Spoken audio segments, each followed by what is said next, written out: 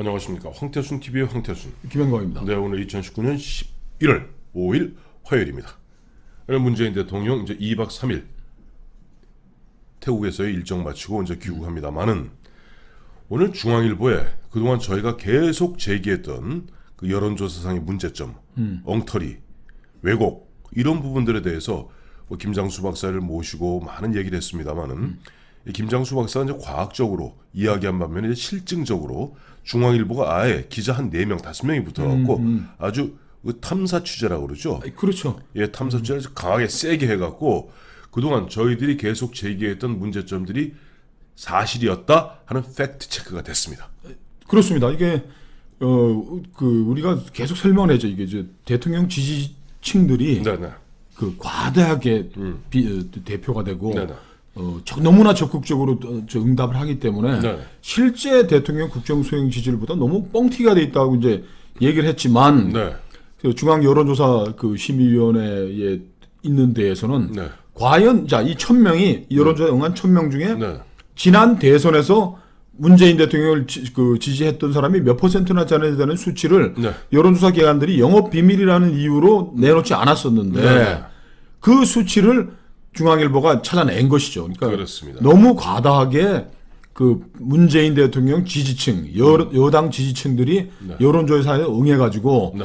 그래서 저희가 그랬지 않습니까? 40대 초반 뭐 나오고 이렇게 하면은 실제적으로는 30대 초반쯤 될 거다라고 그렇다. 했는데 네. 그게 저희가 정확하게 과학적으로 설명을 드렸던 것이죠. 그렇습니다. 오늘 저 중앙일보 보면 그동안 아주 중앙일보에 많이 썼어요. 보면 그 4명 수치를 찾아냈다는 게 찾아냈다는 게 굉장히 중요하고 이제 4가지를 갖다가 나눠서 저희 하나하나 설명드리겠습니다. 첫째는 김장수 박사 뭐 쪽집게 아니에요. 김장수 박사 대한민국의 최고 여론조사 전문가인데 뭐 근데 그분이 뭐 지금 현재 당협위원장으로 경기도 광주을 자유한국당 당협위원장으로 있다 보니까 이 중앙일보 같이 그렇게 심층적으로 그야말로 자료를 구하기를 갖다 쉽지는 않았을 거예요. 그러니까 기자가 뭐 4시 달라붙었으니까 그러니까요. 조사기관에 가서 좀 뭐 약간 저 설득도 했겠고 그렇겠죠. 과학적으로 우리가 검증하려니까 네. 내놔봐라 네, 이렇게 네. 해서 하나하나 얻은 것이지 예. 한꺼번에 어디 가서 딱 주소는 그렇습니다. 네, 취재를 잘한 거죠. 첫째는 우리가 보면 황태순 TV에서 늘 말씀드렸던 과대 표준 문제. 그러니까 많은 그 애청자 여러분들 이렇게 생각하시잖아요. 주변에 내가 만나보면은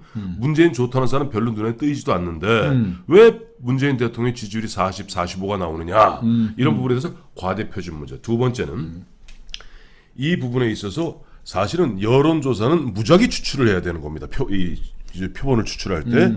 근데 사실은 어떤 영업 비밀일 제2의 영업 비밀의 틀 속에서 보면은 이런 응답 잘하고 응답 잘하는 사람들을 갖다가 사실상 우리가 데이터베이스로 관리하는 거죠. 관리하고 있다가 하는. 그러니까 늘 보면 같은 얘기가 나올 수밖에 없다는 두 번째 문제. 세 번째는 이거 김장수 박사가 계속 했던 얘기죠.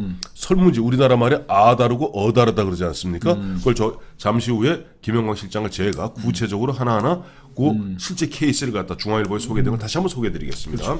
그렇죠. 네 번째가 보면 그 외에도 여론조사를 왜곡하고 그야말로 여론조사 무용론을 갖다가 부추기고 있는 여러 한 서너 가지의 구체적 그 중앙선거 여론조사위원회에서 밝힌 한 서너 가지의 사례를 설명해드리겠습니다. 첫째, 과대표준 문제입니다. 그 지금 과대표집은 저희가 계속 이제 문제를 제기를 했지만은 네. 뭐 그거는 업계에서는 알려진 이야기였는데 네네. 첫 번째는 네. 그 지난 19대 대선에서 네. 문재인 대통령을 뽑았다고 응답한 비율이죠. 네. 이게 41.1%를 득표했으니까 네. 41.1% 정도만 되더라도 과다하고는 얘기하기 어려운 거죠. 네. 물론 이 41.1%라는 건 기권표를 빼고 네. 투표에 참여한 사람 중에 41.1% 받은 그렇습니다. 거예요. 그렇게 되는 거죠. 근데 우리가 여론조사에 응답할 때는 내가 지난해 꼭 투표한 사람만 응답하는 게 아니기 때문에 41.1의 득표율 곱하기 당시 투표율 78을 곱하면은 31.6, 즉 1000명 중에 316명이 나와야 정상입니다. 그건 뭐 너무 또 야박한 거죠. 야박하게 하자고. 또 업계에서 이런 얘기를 했어요. 네. 야, 이게 너무 문재인 그 지지했던 사람이 너무 과다하잖아요. 그러니까 아니 뭔 소리예요? 박근혜 시절에도 다 그렇게 된 건데. 네네. 그것도 틀린 이야기였으면 이번에 표로서 이제 네네. 그 숫자로 드러났습니다. 보면은 한국 리서치 국정운영조사 네. 2019년 5월 전화면접에서는 문재인 뽑았다는 사람이 53.7%입니다. 아까 말씀드렸듯이 31%가 나오면 정말 정확하게 네. 표집이 된 거고 네네. 뭐 41.1% 되면 그래도 공정하게 했다고 할 텐데 네. 53.7%니까 12.6%포인트가 훨씬 더 많은 거예요. 순수하게 따지면은 15% 정도 22.1입니다. 빼봤더니. 21.1 아니 31.6에서 빼면 그렇지만 예. 득표 대선 득표 때까지 예. 비교적 공정하다고 할 수 있는 예. 선인데도 이렇게 나오니까 네. 12.7%가 하면 최소한 대통령 국정수행 지지율이 15%포인트 늘어났다 보시면 될 것 같습니다. 네. 45 나왔다면 30 정확한 네, 거고. 저희가 그 도표를 갖다 중앙일보에서 나온 걸 갖다 캡처해서 띄워드리겠습니다. 2019년 5월에 네. 리얼미터는 여기 ARS 하는 겁니다. 네. 거기에서는 문재인 대통령 뽑았다고 응답한 비율이 53.3. 이 칸타코리아 네. 2019년 9월 전화 면접했는데 여기에도 49.2%가 나오니까 네. 거의 10%포인트 이상 높으니까 실제 여론조사 지지율에서는 네. 10 내지 15 정도에 더 빼줘야지 실제 지지율 우리 국민 전체를 표본으로 할 때 네. 대통령 수행 지지율이 나온다. 그래서 지금까지 리얼미터나 뭐 이런 데서 끊임없이 네. 뭐 일이 생기면 뭐 대통령 지지율이 국정수행 지지율이 45% 올라왔습니다. 네. 뭐 40점대 초반하고 왔는데 이거는 10 빼고 하면 거의 정확한 거다. 이런 결론을 중앙일보가 자, 보여준 거죠. 그럼 아까 조금 전에 우리 김영건 시장 말씀하신 대로 박근혜 전 대통령의 경우는 어땠어요?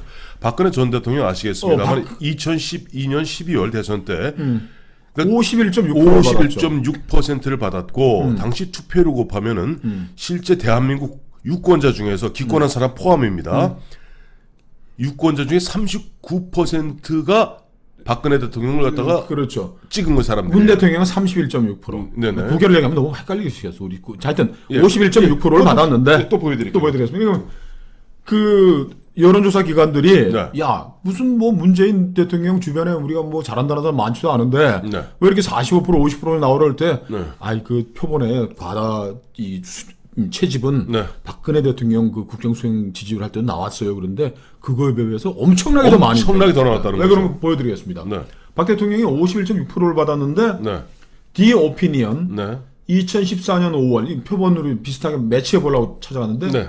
46.6 이건 오히려 작아. 56.6%보다. 그러니까 문재인 대통령을 지지하는 사람들의 애정의 강도가 네네. 박근혜 대통령을 선택한 사람의 애정의 강도보다 크다고 볼 수도 있는 거예요. 또 그때는 또 마침 세월호 터지고 찍습니다. 그 다음에 네. 2015년 10월 네. 마크로미엘 엠브라인 여론조사에서는 네. 56.2. 최고로 나왔네요. 그때는 아시겠습니다만은 그 유승민 의원 갖고 그 심판해 주세요라고 그야말로 그 단호한 모습을 보였던 때가 바로 그때입니다. 그렇죠. 그러니까 51.6을 기준으로 하면 뭐 한 5%포인트 정도 네네. 또 응답을 더 많이 한 거니까 이런 왜곡이 여기는 문재인 대통령은 이제 41% 받았는데 뭐 54, 53이 네. 응답을 했으니까 예, 그렇죠. 지금까지 얘기했던 그 여론조사 기관에서 네. 아 이거 뭐 이걸 왜 이렇게 자꾸 시비를 거냐 우리 틀린 거 아니에요. 네, 시비를 걸만하네요. 박근혜 대통령 때도 그 여론조사 국정수행 지지할 때 그랬어야 하는데 전혀 그렇지 않았다. 네. 너무 지금 그 여론조사가 문재인 정부에 들어와갖고서 뻥튀기 된 게 심해도 너무 심하다 이렇게 결론 지을 그러면 이제 결론 내면은 지금 문재인 대통령의 지금 뭐 현재 보면 ARS 또 그냥 일반 연합 결과든 그건 너무 흔한 얘기로 부풀려졌다. 거품이 많아도 너무 많다. 그러니까 일반인들이 네. 피부로 느끼는 것이 더 과학적이다라는 게 나오네요. 우리 또 이렇게 허망한 그런 얘기 있잖아요. 증시 올라갈 거냐 내려갈 거냐 분석하는 애널리스트하고 네. 애널리스트에게 3개를 추천해라 종목을 올라갈 거. 예. 그 원숭이 보고 이렇게 공을 골라가지고 3개를 추천해라 그러는 보면은 똑같은 원숭이가 한 거하고 뭐 애널리스트가 분석해서 비슷하다는 거 아닙니까? 그래요. 그러니까 이 과학을 앞세워가지고 우리가 여론조사 내놓으면은 야 문재인 대통령이 못하긴 개뿔을 못해 지금 49% 나오는데 이렇게 하는 데 대해서 네. 우리 보통 서민들이 움찔움찔 했잖아요. 네. 아이씨 뭐 역시 과학은 힘에 뭐 이러는데 예. 국민들의 보편적인 상식이 과학을 앞선다라는 게 입증이 됐습니다. 자, 그럼 그 말씀 나오니까 한마디 제가 멘트하고 넘어가겠습니다. 다음으로 디즈렐리가 얘기했나요? 세계에는 3가지 거짓말이 있다. 거짓말, 진짜 거짓말, 그리고 통계. 그다음에 통계 뭐 대표적인 게 여론조사입니다. 문과 쪽에서는 여론조사. 예. 자, 두 번째 영업비 제2의 영업비밀이라는 이름하에 사실은 보면은 무작위 추출을 하지 않고 보면은 이른바 자기들만의 데이터베이스를 만들어서 응답 잘하는 사람 왜 괜히 애써갖고 뭐 100명 걸어서 한 통 받는 것보다는 응답 잘하는 사람한테 해놓으면 한 30명한테 그러면 10명 그거는 뭐 만연해 있는 거였어요. 예. 왜 만연해 있었느냐? 지금 이제 선거가 내년 4월이면 총선 네. 전에 이제 뭐 일항이죠. 우리 저 종로구에 황태순, 김영광 둘이 나왔어. 네. 나왔는데 이 둘의 그 지역 종로에서의 지지율을 이제 측정해가지고 이제 뭐 경선을 붙인다. 네. 여론조사 경선도 붙이잖아요. 여론조사만으로 0.1%포인트 높으면 네가 하고 내가 하고 정해지는데 2016년에 그렇게 했었어요. 당시 새누리당에서. 이 ARS의 응답률이라는 게 뭐 1% 2%가 되는 거예요. 그렇죠. 1000명이 달라면 10만 통을 돌려야지 예. 응답을 해주는 겁니다. 예. 더군다나 그 핸드폰은 요즘 되지만 예전에는 전화기로 돌렸잖아요. 그렇죠. 그럼 어떤 일이 벌어지냐? 황태순 후보가 집에 자기 열렬 지지자들을 300명을 앉혀놓고 하면은 이 300명이 거의 다 잡힌다는 겁니다. 그게 통진당 바로 그 유명한 경선 그렇죠. 사기 아니에요. 그러니까 이게 그러니까 이렇게 너무 힘드니까 더군다나 그 뭐 여론조사 기관한테 뭐 자 이 조사는 중요하니까 건당 뭐 4천만 원 드리겠습니다. 그러면 여론조사한테 막 돌리겠죠. 네. 근데 전화 요금은 얼마야? 한 통의 전화 요금은 얼마입니까? 몰라요, 좀 하여튼. 이게 이제 수익이 지금 맞질 않은 거야. 네. 그러니까 저 데이터 이제 잘 대접해주는 사람들끼를 또 영세 또 여론조사 기관이 있지 않습니까? 그렇죠. 근데 서로 이 주고받으면서 지금 좀 품앗이 해가면서 야 이거 오늘 뭐 저녁 6시까지 지금 3시간밖에 안 남았는데 네. 이거 지금 돈은 받았고 선수금 받았고 지금 결과 내줘야 되는데 좀 도와줘. 그럼 또 여기도 주보면 또 돌리고 뭐 이렇게 되는.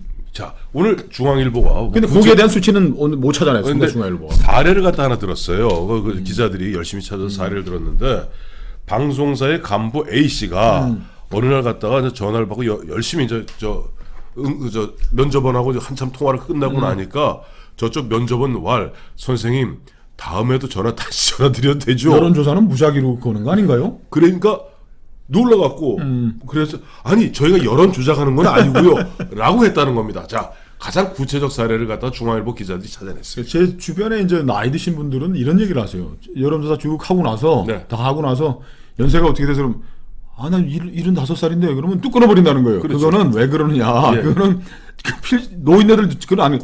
이 아까 말씀드렸듯이 1000개 샘플을 모으기 위해서 전화를 막 돌리는데 안 잡히는 거는 20대, 30대 젊은이 남자 네. 뭐 이런 게 잘 안 잡히는 거예요. 네. 저녁에 친구들하고 술 먹으러 가지 언제 집에 저녁 일찍 들어오겠습니까? 그러니까요. 그 청년들이. 네. 그 할아버지는 해봤는데 70대는 돌리자마자 꽉 차버리거든. 70대 뭐 샘플을 200개를 해야 된다 그러면 200개 시작하자마자 집에 다 계시니까 할부지들 그냥 전화 받아도 되니까 그거는 그런 거니까 그건 좀 오해를 좀 덜 하셔도 괜찮을 것 같습니다. 뭐 70이라고 그러니까 말이야. 그 다음 계속 진행도 하나 끌어버리고 이게 여론 조작 아니야. 그런데 나이 드신 분 표집은 쉽게 되고 어려운 사람은 안 되니까 끊임없이 그냥 밤새도록 이틀도 돌린다는 거 아니에요. 20대 3D가. 그래서 20대를 200개를 모아야 되는데 그거 50개밖에 못 모으니까 곱하기 4 해가지고. 아이, 그건 약과예요. 아까 예를 들어서 이제 저 선생님 저 연세가 어떻게 되세요? 예, 74살인데요. 그러면 예 감사합니다 50대. 아니 이거는 면접원이 체크하기 나름이에요. 자, 이제 세 번째 이번 설문지 왜곡 얘기입니다. 네. 설문지 왜곡 이게 보니까 보면 김장수 박사도 목에 피가 터져라 얘기했던 설문지 왜곡 우리나라 말이 아 다르고 어 다르다는데 중앙일보는 두 가지 케이스를 갖다가 하나만 해야 돼요. 시간이 그렇게 돼 있으니까. 공수처법안만 공수처법안으로 맞죠 뭐. 이 김장수 박사가 늘 하는 얘기가 여론조사는 네. 사과를 좋아하십니까? 배를 좋아하십니까? 네. 뭐 김대중을 좋아하십니까? 김영삼 이런 정도가 되는 것이 네. 아인슈타인의 일반 상대성 논리에 나오는 그 빛이 상수라는 거에 대해서 저 고객님께서는 동의하십니까? 동의하지 않습니까? 이런 건 알 수가 없다는 거예요. 몰라요. 저는 몰라요. 의미도 모르는데. 예. 공수처는 말도 모르는데. 자, 그러니까. 이렇게 되어 있습니다. 네. 공수처 법안 제정을 놓고 네. 검찰 개혁의 핵심이라는 입장과 네. 대통령 권력 강화책에 불과하다는 입장이 맞습니다. 여야의 의견을 대줬어요. 네. 선생님께서는 공수처를 설치하는데 어떻게 생각하십니까? 10월 20일 발표된 건데 찬성이 51, 반대가 41.2. 여기 리얼미터 거죠. 네, 리얼미터 거죠. 근데 같은 리얼미터에서 그 다음에 이인영 등 민주당 그 당직자들이 펄펄 날뛰고 난 다음에 그렇죠. 여론조사 다시 합니다. 선생님께서는 대통령, 국회의원, 판사, 검사 등 고위공직자들의 범죄를 독립적으로 수사하는 얼마나 좋아요. 독립적으로. 아이고. 공수처를 판검사 공수처를 때려잡고. 설치하는 데 어떻게 생각하십니까? 찬성 61.5, 반대 33.7. 이겁니다. 그러니까 이 변화를 보려면 똑같은 설문을 가지고 계속적으로 설문을 해야 된다는 시 계열별로 물어봐야 네. 되는 거지. 네. 설문지를 그냥 대충 그냥 좋은 걸로 네. 저 이런 거죠. 뭐 이번에 헌법재판관으로 후보로 뭐 김계동 후보가 올라왔습니다. 이미선 후보 나오잖아요. 이미선 후보. 뒤에 여기 있잖아요. 뭐 하시죠, 뭐. 하시죠, 뭐. 짧게. 자, 이미선 후보자 인사청문회입니다. 네. 이 후보자의 이제 TV도 보고 신문도 보고 해서 헌법재판관 자격에 대해 어떻게 생각하십니까? 4월 15일 발표한 거는 네. 부적격 54.6%, 적격 28.8%. 예. 부적격하다는 게 더블 뭐 스코어예요. 더블 스코어인데 네. 또 뭐 또 펄펄 뛰었어요, 펄펄 또. 뛰지 여당에서 무슨 이런 뭐저 하고 하니까 고쳤습니다. 네. 선생님께서는 네. 문 대통령이 이미선 후보자를 헌법재판관으로 임명하는 데 어떻게 생각합니까? 이렇게 정파적으로 나뉘는 거죠. 반대 44.2, 찬성 43.3, 여야로 갈라지는 거죠. 그리고 그러니까 이것을 바탕으로- 설문조사에 예. 의한 설문에 따른 조사 왜곡인 거죠. 이 문재인 대통령 바로 그 두 번째 이거 들고서 바로 이런데 뭐 임명 강행했습니다. 네. 자, 이제 세 번째 뭐 구체적 사례는 짧게 한번 쭉 소개를 해주시죠. 네. 뽑아. 네. 아, 이거는 진짜 뭐 흔한 것들이죠. 예, 이게 흔한 또 것들, 예. 여론조사가 탑5 안에 드는 큰 기관만 있는 게 조그만 데가 있으니까 예, 예. 했으니까 뭐 특정 후보를 밀어주려고 네. 단체 중복 응답. 예, 예. 그냥 착신 전환을 우리 둘 거를 이거 나한테 다 땡겨가지고 막 아이 그 하고 잡으려는 착신 전환 거고. 300개만 하면 저 황태순도 대통령 될 수 있어요. 그다음에 두 번째, 예. 앞에 말씀드렸죠. 네, 20대 하도 안 잡히니까 응답 사례를 그냥 지들 못대로. 곱하기 하고. 그 다음에 이제 단체 카톡방에서 네. 이런 것까지 하는군요. 당내 경선할 때. 더불어민주당 전남 도당에서 2018년에 벌어진 예. 일인데 성, 연령, 지역 거짓으로 응답하자. 예. 이게 남자들이 잘 안 잡힐 뭐 지역에서는 네, 네. 농촌 일 나간 데는 뭐 우리가 이제 남자라고 그러자 여자들도 네, 그렇고. 네. 연령 쏘기자. 20대. 네, 쏘기자. 이건 많이 해요. 많이 해요. 저도 뭐 이건 많이 봤습니다. 예. 20대 되면 안 잡히니까 저 당원들 한 100명 교육시켜가지고 저 응답하시고요. 나이는 연령은 20대, 해주세요. 30대 해주십시오. 그럼 그 사람들이 또 ARS 돌리면 거의 다 잡히니까 예, 예. 그렇게 하는 거죠. 그러니까 이제 뭐 지역별 또 뭐 안 잡히면은 지역별 가중치 또 곱하기 3 그렇죠. 이렇게 하는 거. 자. 너무 많은 여론조사 왜곡이 있는 거죠. 자, 결론적으로 오늘 중앙일보 애썼고 우리가 다시 황태순 TV에서 그동안 쭉 1년 가까이 김장수 박사랑 했던 이야기를 갖다 실증적으로 그야말로 수치로 이제 수치로 확인했다. 확인했다. 그게 의의가 있는 것 같습니다. 그러니까 너무 보면 뭐 아이고 내 주변에는 문재인 대통령 좋다는 사람 없는데 잘한다는 사람 없는데 왜 이렇게 높게 나와 하는 부분에 대해서 이제는 그랬구나 하고 이해하시고 소신대로 우리가 꿋꿋하게 걸어가면 됩니다.